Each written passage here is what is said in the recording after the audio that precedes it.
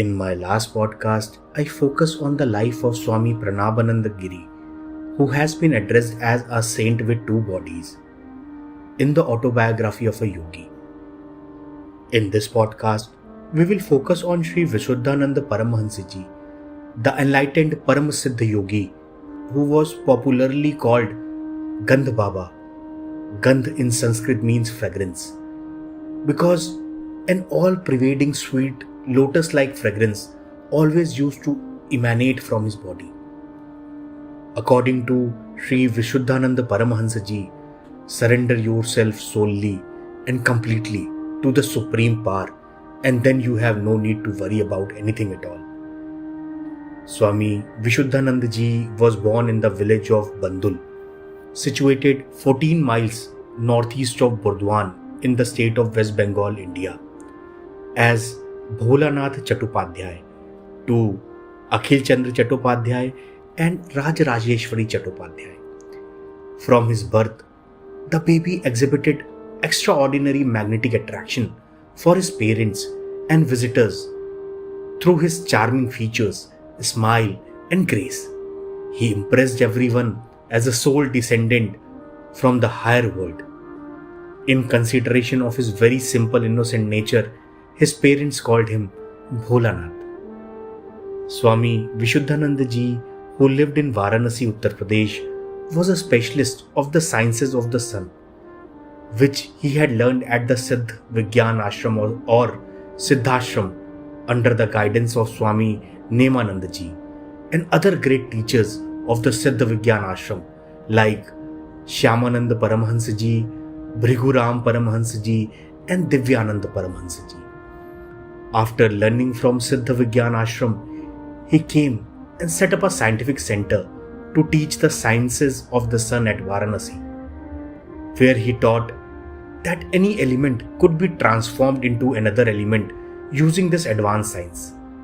He taught that nothing gets destroyed, it only changes its state, and that the existence of the world is based on energy, and the essence of knowledge is science. As far as the personal life of Swami Vishuddhananda Ji goes, from his childhood, he gave evidence of uncommon spiritual and moral gifts.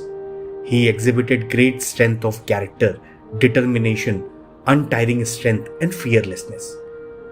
One day, in about 1866 AD or so, when Bholanath Ji was about 13 years old, he was coming down the steps from the roof of his house.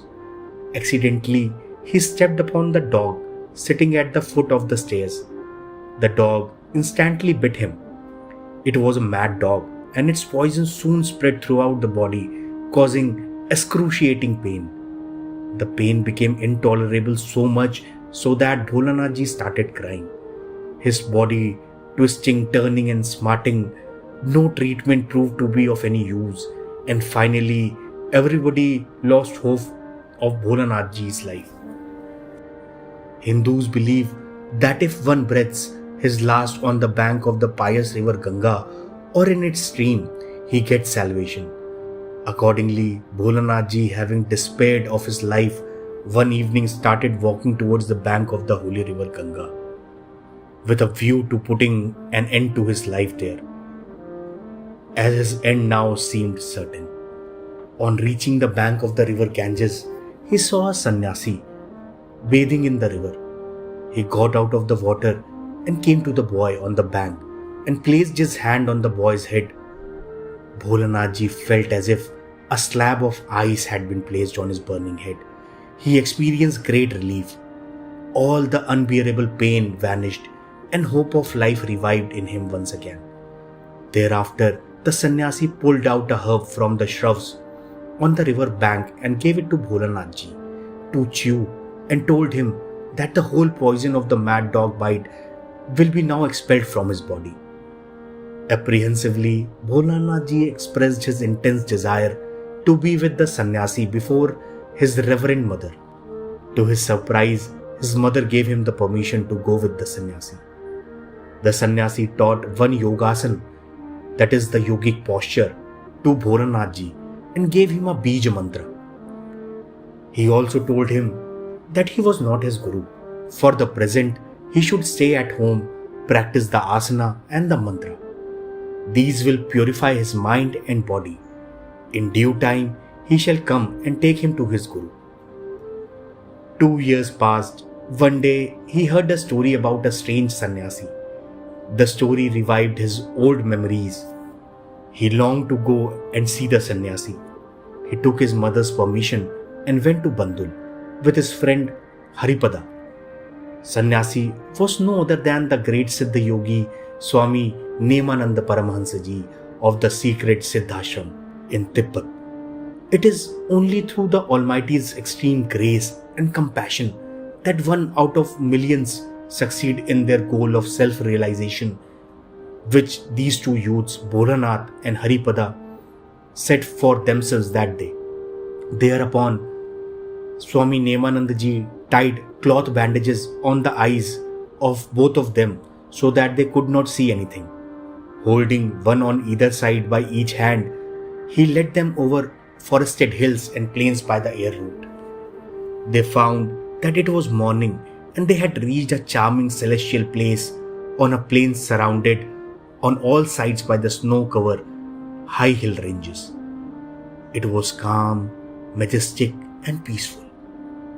On inquiry, they were told by Swami Nemananda ji, this is the normally inaccessible and secret yoga ashram situated in the midst of the mid-Asian highlands, Tibet, known by the name of Gyanakanji Yoga Ashram.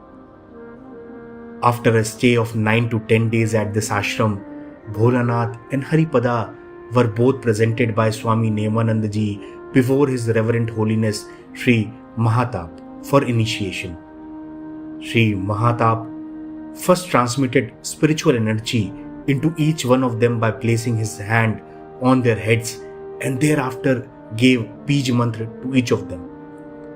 Both of them thus became Guru Bhais of Swami Nemananda ji, who was an earlier disciple of Mahatma Maharaj. From the age of 14, Shri Vishuddhananda ji spent the next 12 years under rigorous training in yoga and natural sciences like Surya Vigyan, that is solar science, Chandra Vigyan, which is lunar science, Vayu Vigyan, which is science of the wind, Nakshatra Vigyan, which is the astral science, and Shabda Vigyan, that is the science of the sound, and Shan Vigyan, which is the science of the moment of time. Under the instructions of Swami Bhriguram Paramahansa, Bholanath ji evolved into a perfect yogi.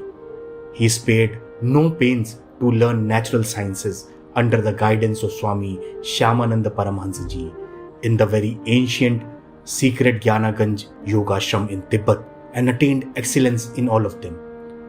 Gandh Baba Shri Vishuddhananda ji stayed in Gyanaganj Ashram for 12 years. According to the Surya Vigyan, there are around 360 rays of the sun that go to every form of the whole creation of the universe. Gandh Baba converted cotton wool, flowers and leaves into stones, woods, by the incidence of appropriate rays of the sun. He demonstrated practically how minute particles of ingredients of various objects could be dispersed or assembled and destroyed or created through the process of Surya Vigyan. Swami Vishuddhananda ji had acquired many supernatural powers through the constant practice of mantra jap and tapasya and samadhi. He used to utilize these siddhis only for the benefit of the mankind. Whenever requested, he used to provide relief to all relatives and others in their bodily and mental sufferings and all kinds of troubles. Many people suffering from chronic and infectious diseases were cured just by a single compassionate look from him or by his willpower. As per the orders of his Guru, Maharishi Mahatap, Gandh Baba adopted the life of a householder. After having lived as a sannyasi for 4 years with all humbleness, he inquired, Gurudev, I hope my marriage will not stand in the way of my progress in the practice of austerity. The Guru replied, No, with my blessings, the influence of your tap will increase day by day after marriage instead of declining. And this proved to be true. After his marriage, Shri Vishuddhananda ji pursued his spiritual austerities with even great vigor and tenacity. He soon attained the stage of Tirth Swami, and during that period he acquired many additional yogic siddhis. But during his whole life, he never got immersed in worldliness and false attachment. He kept himself mentally detached from all worldly things. After marriage, Shri Vishuddhananda ji went to his in-laws' place at Manteshwar. There, he went to the pond for his daily bath. The pond was overloaded with water weeds. While bathing, he was bitten by a snake on his chest. He immediately came out of the pond. Blood was flowing out of the bitten spot. Shri Vishuddhananda ji entered the Shiva temple at the pond and told his brother-in-law to ensure that nobody entered the temple till the time he was inside, irrespective of how long he took, so nobody disturbs him. A whole day went by, the whole night passed. Only on the second day in the morning, the door of the temple was opened from inside and he emerged. His eyes were blood red and the whole body was wet with perspiration. But there was no visible sign of snake bite poison except the dent of snake fangs on his chest. Shri Vishuddhananda ji had 2 sons and a daughter. The elder son was named Durga Das and the younger son Hari Das. In the year 1911, a little after the establishment of the ashram at Bandul, Babaji lost his wife and his mother in the same year, and soon after he lost his son Hari Das and his daughter as well. The death of a single close relative causes so much mental agony, and here Babaji had to face the death of wife, mother, son and daughter, 4 of them, in quick succession. This could have turned any human being insane, but Babaji bore the losses and grief with great fortitude. Taking it all very philosophically as the will of the Creator, he did not allow his mental equilibrium and tranquility of mind to be disturbed and kept calm and composed. He proved to the hilt the dictum of the Shastras that one who has attained self-realization is no longer affected by the sad happenings and griefs of this world. Such was Baba's non-attachment. Baba used to say, attachment is the cause of unhappiness and cycle of birth and death. Self-realization through the control of the mind is the only way to salvation. His main aim was to wake up his disciples and devotees from the slumber caused by the senses, which delude first into thinking that they give real happiness, to find later that the happiness was only transient and unreal. He would sit quietly for hours in the presence of his disciples, giving them time and opportunity for introspection. He was very kind, compassionate, and generous at heart, and helpful to one and all. He had developed feelings of friendship and happiness instead of jealousy at seeing the prosperity of others, and indifference to sin instead of hate and repulsion. He had overcome his ego completely. He was never after name and fame and did not like making disciples indiscriminately. Baba was a great appreciator of fine qualities and good character in people. He particularly loved children and enjoyed their company. He played with them and showed them little tricks and miracles. He entertained them with jokes and funny stories with morals. Baba's main focus was on Kriya Karma. He would say, Karam Bhayo Namaha. Do it, keep doing it. Self-realization is possible only through the constant practice of Yoga Kriya. Through constancy in Kriya, one can change even his destiny. As a result of austere practice, Babaji's body had been highly purified, and that is why the air inside his body was pure too. His body always emitted the Padma Gandha, lotus fragrance, continuously. This stage is reached when one attains the ability to confine the movement of his breath through Sushumna Nadi. Thereafter, one's body, breath and mind all get purified serially, one after the other. At the time of worship, The whole worship room used to get filled with lotus fragrance. His body was surcharged with the electromagnetic current of such high intensity that poisonous insects like wasps, hornets, black bees, mosquitoes, etc. would die instantly they bit him. Baba used to eat only once a day, at about 10 a.m. after the morning bhog and aarti of the deities was over. If for any special reason he failed to take his meal by the time, he used to forego his meal altogether for that day. His food usually consisted of rice, moong or chana dal, cooked along with raw papaya in it. Before partaking his food, his first piece would invariably be a bit of Kumari Prasad. This might consist of 1 or 2 patashas, 1 or 2 pieces of banana, a rasgulla or chamcham, or a bit of bundi or kheer. Any 1 or 2 of these picked up out of the leftovers from the pattal of a Kumari after she had finished her eating, plus a little halwa of Gopalji's bhog. Baba considered a Kumari to be the true manifestation of this goddess of earth, Jagdamba. Baba would go to sleep at 9 p.m. exactly by the watch and get up at 11 p.m. He used to say that sleep during these 2 hours is most refreshing and sound. It is equal to 4 hours sleep from 11 p.m. to 3 a.m.